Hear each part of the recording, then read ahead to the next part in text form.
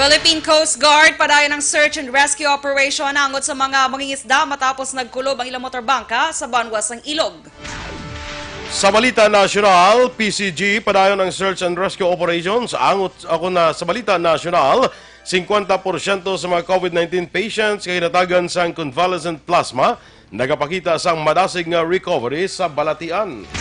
Ang kas sa motor sang mag-asawa, mag-live-in partner kag maglubyahan ay panugutan na. Maayong aga Bacolod, maayong aga Balugawahin sang Western Visayas. Karon nga adlaw Biyernes, Hulyo 10, 2020. Ang inyong news team, Aksyon, Dorel, Cabatu. kag Aksyon, Duran. Ang mga balita lokal pagkatapos lamang sa ner.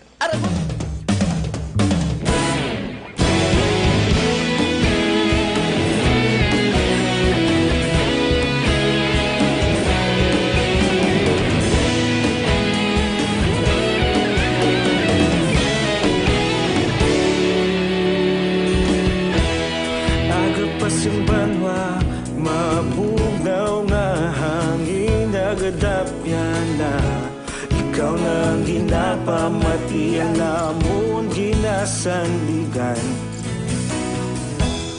tingog sang probinsya kamatuuran ginapalap na minsay nga may dala paglaom kag kasanat. Tuig na nagligan, ikaw gihapon ang ako nga istasyon sa pagbutlak sang adlaw sa pagtuhaw sang biton.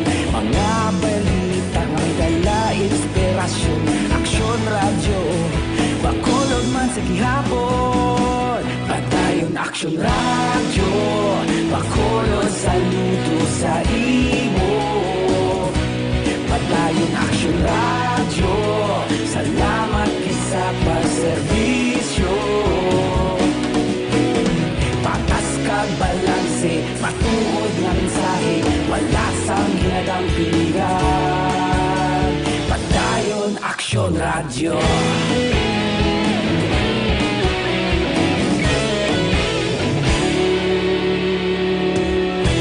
Bacolod nun kag Negrosanon, inyong pamatian.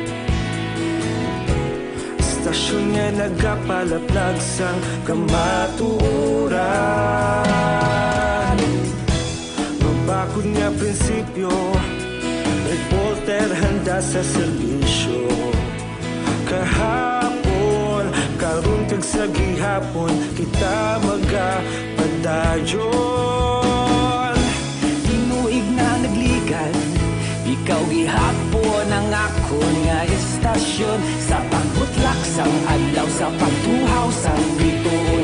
Mga balita na may dala inspirasyon, aksyon radyo, Bacolod man sa gihapon. Padayon aksyon radyo, Bacolod saludo sa imo.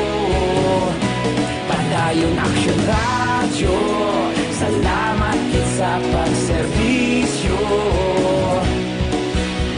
Patas kag balanse, matuod nga mensahe, wala sa ginadampigan. Padayon aksyon radyo. Una sa balita, una sa aksyon, sa Bacolod Aksyon Radio. Una sa balita, una sa aksyon, sa Bacolod Aksyon Radio. Kita ulog na ngay, sabisan anong nagkalintangan. Responsable na pagbalita, pagdayon na ipalak na. Malasig pero sigurado, aksyon na may dala pagpalanggan.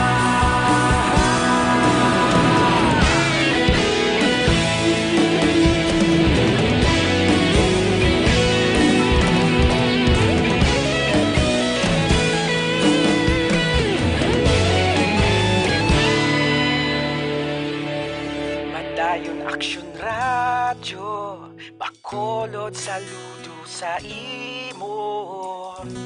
Padayon aksyon radyo, salamat gid sa pagserbisyo. Padayon aksyon radyo, Bacolod saludo sa imo. Padayon Aksyon Radyo, salamat sa paserbisyo. Patas kag balanse, matuod nga mensahe, wala sang ginagampikan. Padayon Aksyon Radyo.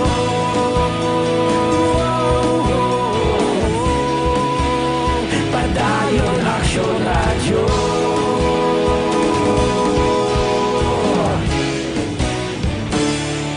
Padayon Aksyon Radyo.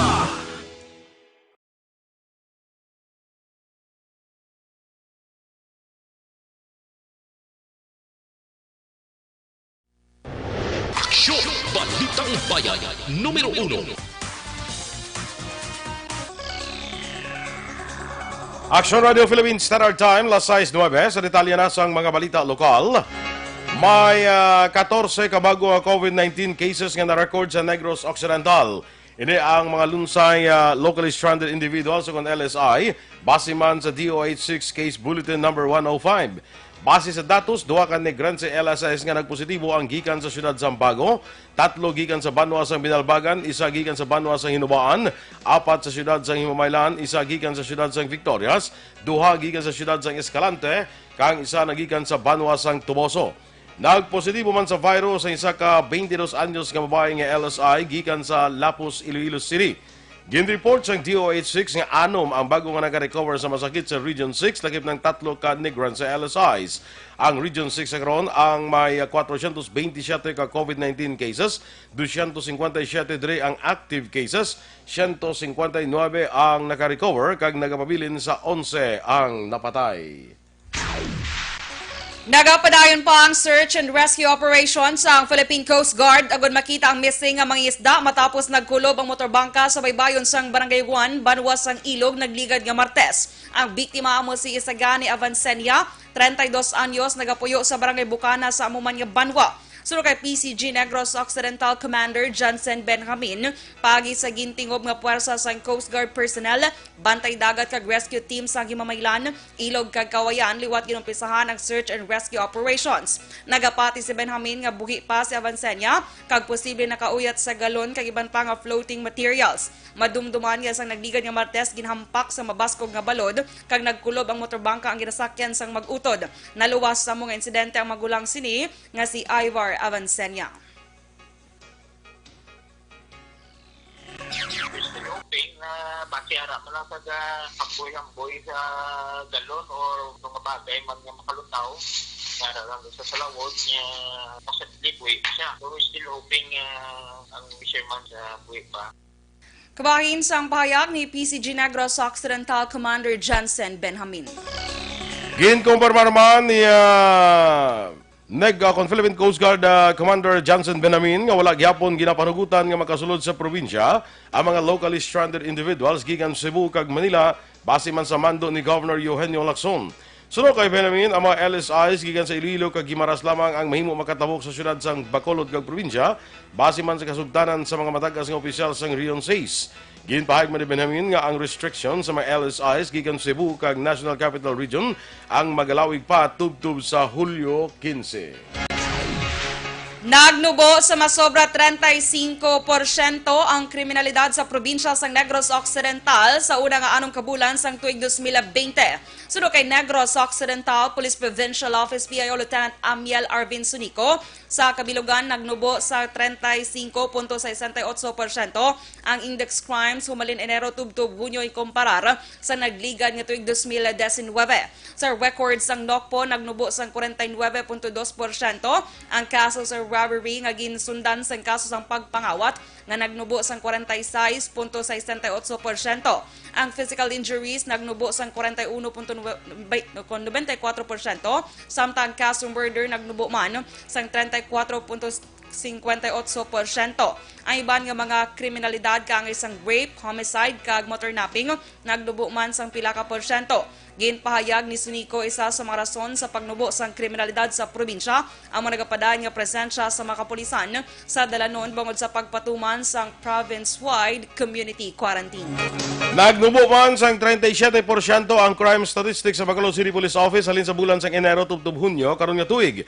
Ini nakasentro sa 8 focused crime, sumugod ginpatuman ang ECQ, GCQ kag modified GCQ sa siyudad sang Bacolod.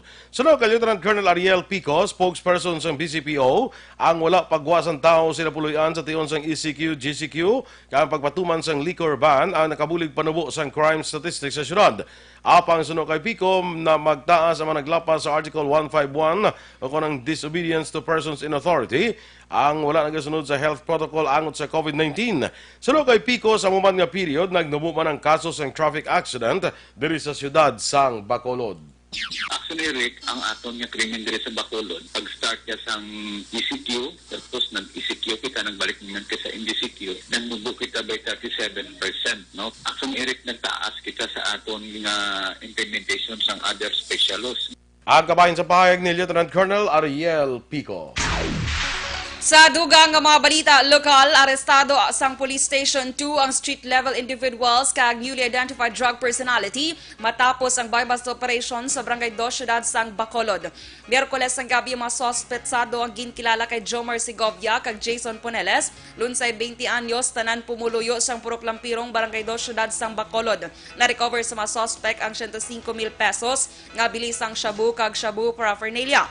Sunod kay Police Major Sherlock Gabana ang hepe sang Police Station 2, semana ang ginhimo nila nga surveillance antes nadakpan ang mga suspect. Nagpasalamat naman si Gabana sa pumuluyo kag barangay officials nga wala untat nga suporta sa diin pagis ang ila impormasyon naging positibo ang ila drug operations. Ang mga suspect ang nagapabilin sa custodial facility sang Police Station 2 samtang ginapreparar ang kaso batok sa ila. Ginapreparar naman sa Cabancalan City PNP ang kaso ng reckless imprudence resulting to double homicide kag damage to property. Bato kay Antonio Antipatia, 33 anyos, matapos aksidente nga nabungguan sa ginamaneho sa nga wing van ang duha ka mga estudyante sa Purok Tar Apple, Barangay Kamingawan, siyudad sang Cabagalan, sadtong Martes, Hulyo 7.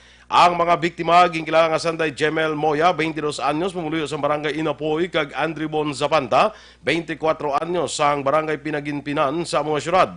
Sunod kay Traffic Investigator Police Staff Sergeant John Ray Escarzuela, sakay sa motorsiklo ang mga biktima halin sa city proper padulong sa sur nga direksyon sang aksidente nga nabungguan sang wing van nga ginamaneho ni Antipatia.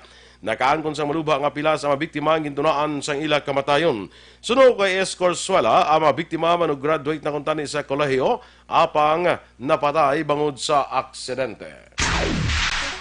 Pilason ng isa ka mananagat matapos narutangan sa isa ka pulis samtang nagapatigayon sang Seaborne Patrol sa baybayon nga sakop sa banwas sang Ibi Magalona, Miyerkules sang aga. Ang pilason ng ginkilala kay Bonifacio Diamante, 43 anyos, sang Barangay 6A, siyudad sang Victorias. Sunod kay Ibi Magalona PNP Chief of Police Captain Wilfredo Binoman Jr., tak na 5:40 sang kagahon sang naaktuhan sang bantay dagat, nga iligal nga nagapanagat ang 4 ka persona sa baybayon sang Ibi Magalona kag inimbitar nga mag-upod sa otoridad. Nakasakay na sa salakyan o kung sakayan pandagat sa motoridad ang kapitan sang motorbangka nga wala pa ginihadlan apang nagpalagyo naman ang makaupdanan sini. Ginlagas sa otoridad ang motorbangka nga padulong sa Victoria sa hinali na lang nga nakabati isang lupok ang pulis rason kon nga ini ang nagbalusman sang lutang o sarag M16 Armalite rifle. Ang pulis ang wala pa ginihadlan ni Binoman samtang nagapadayon pang investigasyon. Nakabato naman sa report si Binoman nga isa sa mga mananagat nga nagpalagyo ang nakaangkon sang pilas sa mata kag gindala sa Ikaayong Lawas Foundation Hospital sa siyudad sang Victorias. Pagpalagyo, ang aton push nga on board sa bantay dagat naton, nakabati siya lupok pag nagtag siya ang ito nga nag-short niya Mexico. Kabahin sa pahayag ni Ibi Magalona PNP Chief of Police Captain Wilfredo Binoman Jr. Aksyon Radio Philippines Standard Time, las 6:18. Kag sa ato naman mga ka-aksyon, sa panahon subong sang new normal, ang paghalom sa aton ikaing lawas ang dapat gid naton nga prioridad mga ka-aksyon. Back to basic, hand washing kag good personal hygiene ang importante gid. So yari ginarekomendar ko gid sa inyo ang epektibo kag garantisado nga Dr. Alfred's Mangosteen Soap. Ang Dr. Alfred's Mangosteen Soap, mga ka-aksyon, 100% ini nga natural and organic, scientifically proven nga antibacterial, antiviral kag antifungal soap. Chemical free ini mga ka-aksyon kag very mild gid sa aton nga skin. Pwede magamit bilang feminine wash, pwede magamit as shampoo sa may mga kaspadera, may mga punggod, may body odor kag iban pang skin diseases. Rekomendado gid ang Dr. Alfred's Mangosteen Soap. Ang mangosteen biskan sadto pa man ginagamit na sa aton mga katigulangan sa mga nagkalain-laing nga skin diseases. Gani mga ka-aksyon, magamit na sang Dr. Alfred's Mangosteen Soap sa Bacolod, mabakal ni sa Wakong stores kag Sincere drugstores. Available man sa mga drugstores malapit sa inyo mga lugar. Kag sa aton nga paglikaw naman sa mga respiratory diseases para sa ubo, sipon, trangkaso, ang Dr. Alfred's Pure Mangosteen Capsule. Aton ginarekomendar sa inyo, kag ginarekomend man naton sa inyo ang Dr. Alfred's Pure Mangosteen Tea. 100% ini siya nga himo sa mangosteen, wala sang preservative, wala sang additives, wala sang expanders. Kaysa no sa pagtuon sa isa ka sa universidad dito sa Kentucky sa Estados Unidos, nagapakita nga kon ang mangosteen gali ang xanthan compounds ni kon impunan mo sa iban nga erba nagakadula ang yasni nga pagka-epektibo. May ari ni siyang natawag nga antagonistic effect.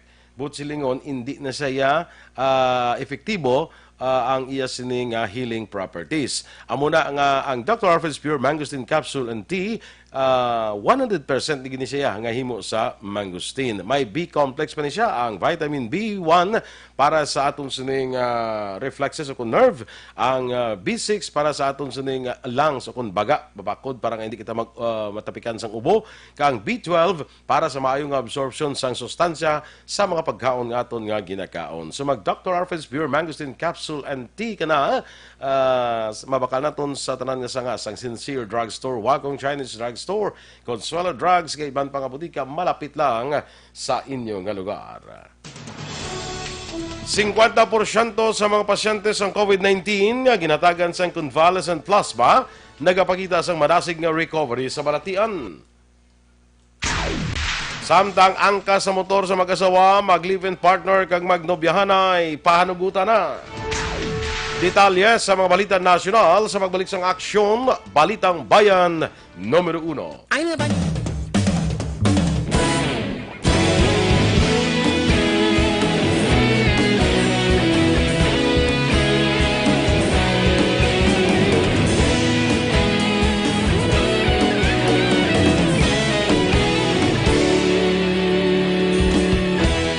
Agapasing banwa, mabugaw na hangin, nagadapyan na.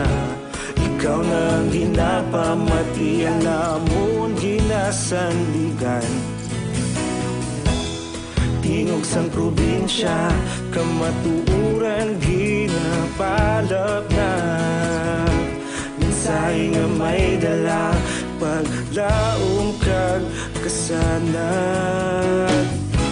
Tinuig na nagligan, ikaw gihapon ang ako nga istasyon. Sa pagbudlak sang adlaw, sa pagtuhaw sang biton, mga balita ang dala inspirasyon. Aksyon radyo, Bacolod man sa gihapon, padayon Aksyon radyo, Bacolod saludo sa imo.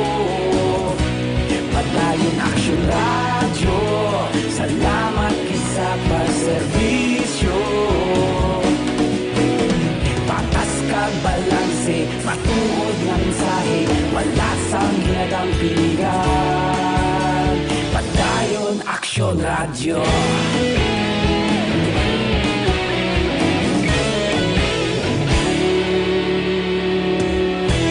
Bacolod nun kag Negrosanon, inyong pamatian. Istasyon nga nagapalaplag sang kamatuuran. Mabakod nga prinsipyo, reporter handa sa serbisyo. Kahapon, karon kag sa gihapon, kita magapadayon. Tinuig na nagligan, ikaw gihapon ang ako nga istasyon. Sa pagbutla Isang adlaw sa pagtuhaw sa bituon, mga balita na may dala inspirasyon. Aksyon radyo, Bacolod man sa gihapon. Padayon Aksyon radyo, Bacolod saludo sa imo. Padayon Aksyon radyo, salamat kit sa pagserbisyo. Patas kag balanse, matuod na mensahe, wala sa ginadampigan. Padayon Aksyon radyo. Una sa balita, una sa aksyon, sa Bacolod Aksyon Radio. Una sa balita, una sa aksyon, sa Bacolod Aksyon Radio. Ikaulog na na'y sansan anong kalintangan. Responsable na pagbalita, pagkain na ipalaknan. Malasig pero sigurado, aksyon na may dala pagpalanggan.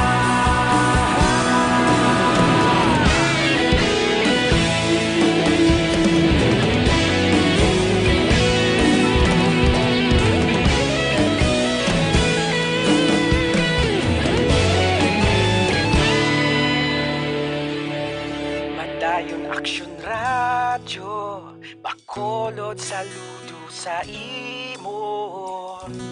Padayon Aksyon radyo, salamat kit sa pagserbisyo.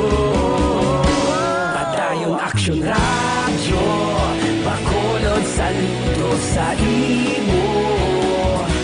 Padayon Aksyon radyo, salamat kit sa pagserbisyo. Patas kag balanse, matuod nga mensahe, wala sang ginadampigan. Padayon Aksyon radyo.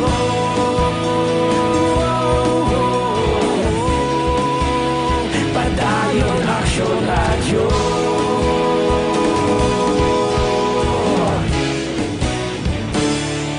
Padayon Aksyon radyo. Sa dinami-dami ng usapin ngayon tungkol sa COVID-19, nangingibabaw ang tanong tungkol sa expanded testing. Ano nga ba ang expanded testing? Bago natin sagutin ito, mahalaga munang malaman natin kung ano ang confirmatory test para sa sakit na COVID-19.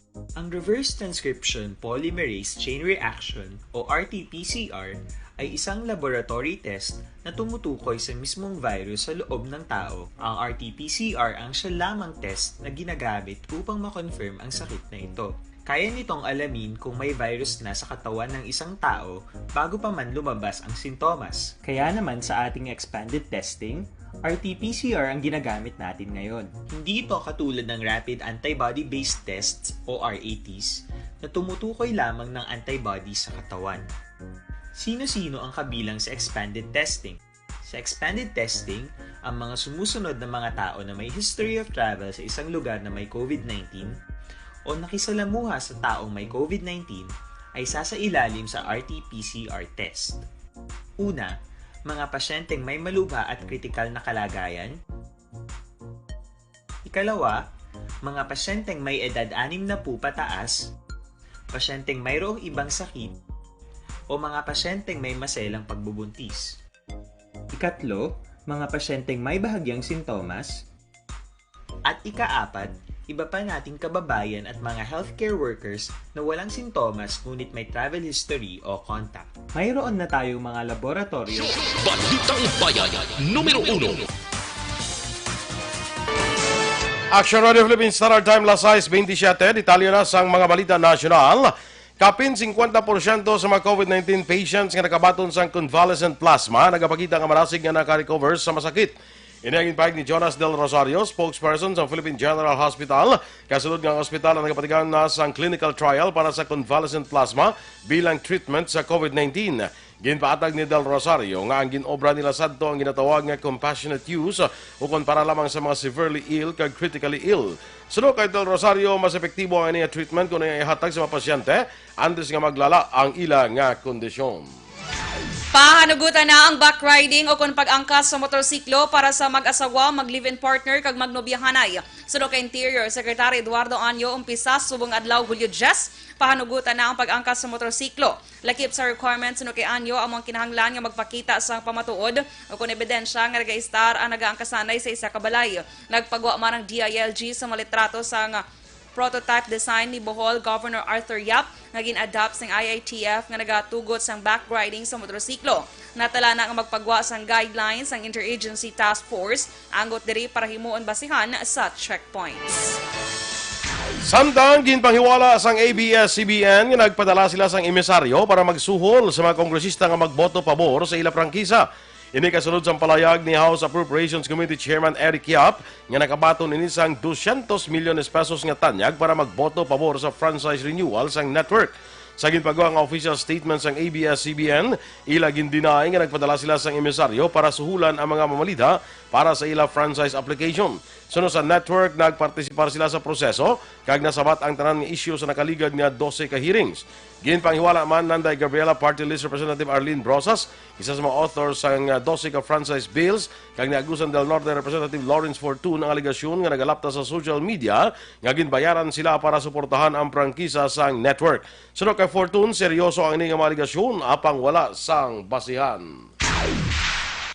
Ginapangabay ni Senador Sherwin Gatchalian ang gobyerno nga hanason kag himuon nga contact tracers ang mga K-12 graduates. Suno kay Gatchalian kung maghimo ini mapadasig ang pagpangita sa maposible nakaangkon sa COVID-19 kag matagan sang trabaho ang mga kabataan. Dugang pa ni Gatchalian apisar nga kinahanglan nga may ihibalo sa medisina o kon medical field ang contact tracer. Pwede man ipaydalom sa training ang K-12 graduates kaangay sa US nga nagakuha sang contact tracers nga hindi man college graduates. Base sa datos ng Philippine Statistics Authority, sadtong Abril nagsaka sa 25.3% ang mga kabataan nga wala sang trabaho umalin 16.9% nagligad nga Enero. Ang Pilipinas sa karon ang mayaran na sa 54,183 ka mga contact tracers. Ginpaydalom sa 14 diyas nga lockdown ang mga opisina sang Task Force Against Trafficking kag Interagency Council Against Trafficking sa 3 ka terminal sang Ninoy Aquino International Airport. Ini matapos ng positibo ang 4 ka mga empleyado. Ipaydalom sa cleansing procedure sa mga opisina sang ining mga opisina samtang ginapatuman ang lockdown tubtob Hulyo 22. Nagpatayo naman sang contact tracing sa mga posible na istorya sang 4 ka empleyado nga nagpositibo sa COVID-19.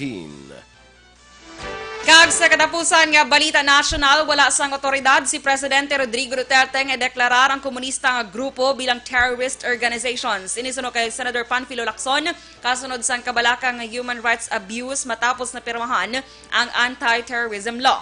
Ini ang ginapagwa nga palayag sang senador matapos ang damlaglang palayag ni Duterte nga iya gindeklarar ang mga communist rebels bilang terorista. Sunod kay Lacson, mayaras ang judicial process para makabig ang grupo nga terrorist organization.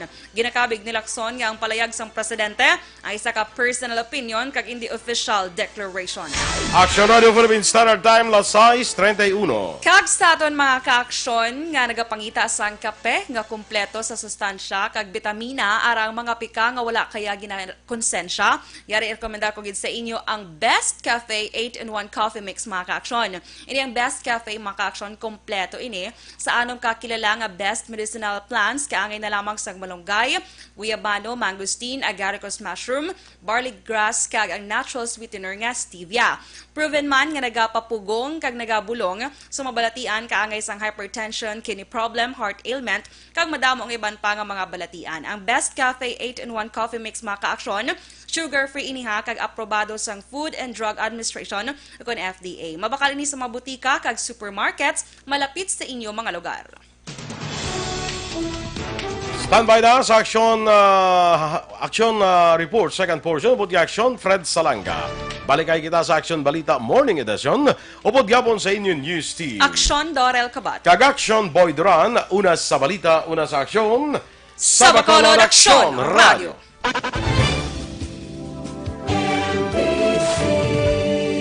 Manila Broadcasting Company. Sa balita, komentaryo,